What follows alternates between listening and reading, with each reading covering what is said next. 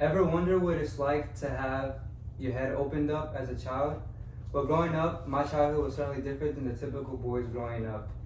Nobody should be allowed to have surgery done on them, not an adult, let alone a child of only 18 months old, which was the case with me. Growing up, I was born with premature sutures, or bones, or you could also call them fuses, in the head, which caused my head to grow abnormally rapid. Luckily, my family noticed this and took me to the hospital right away to get diagnosed with craniosynostosis. It also causes a zigzag scar all around the head because that is how the surgeon opens it up. So if you Google craniosynostosis scar, you're going to see that every child has a zigzag all around their head.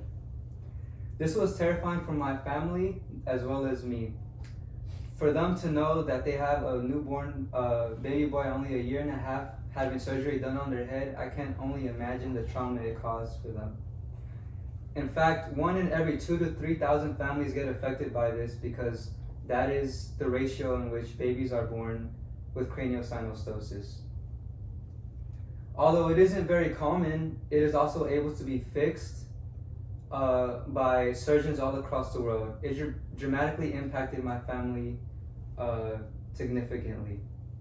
Today I'm going to give a short description of the surgery procedure, the after effects of the surgery, and the impact it had on my life.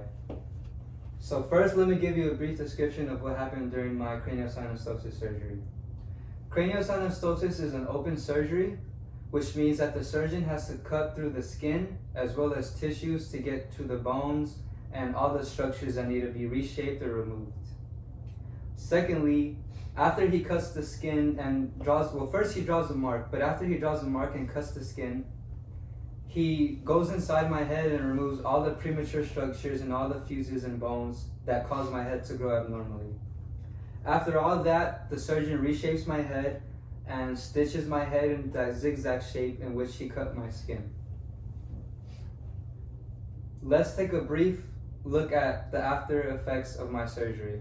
So after my surgery, I was given a helmet across to fit my head and keep it structured. Most cases in craniosynostosis, most families are required to stay at least 2 to 3 days after the surgery to have the helmet on and to keep it structured and to make sure the mom is okay as well as the child.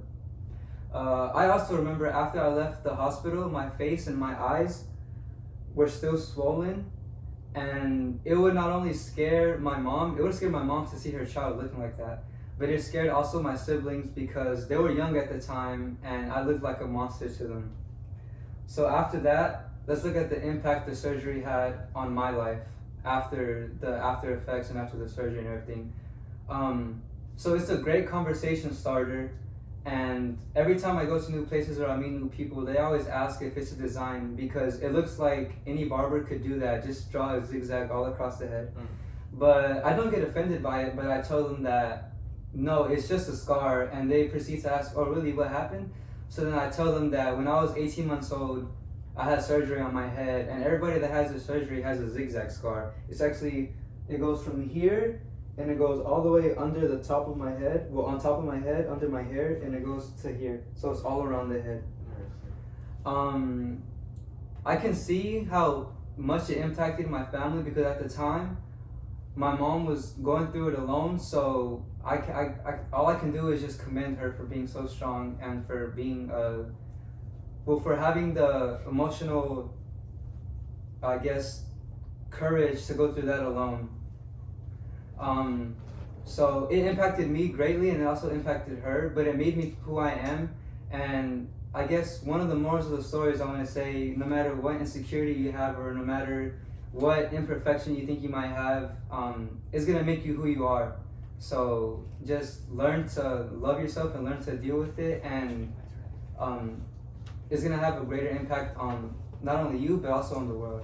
So thank y'all for coming, and if y'all have any questions, y'all want to ask?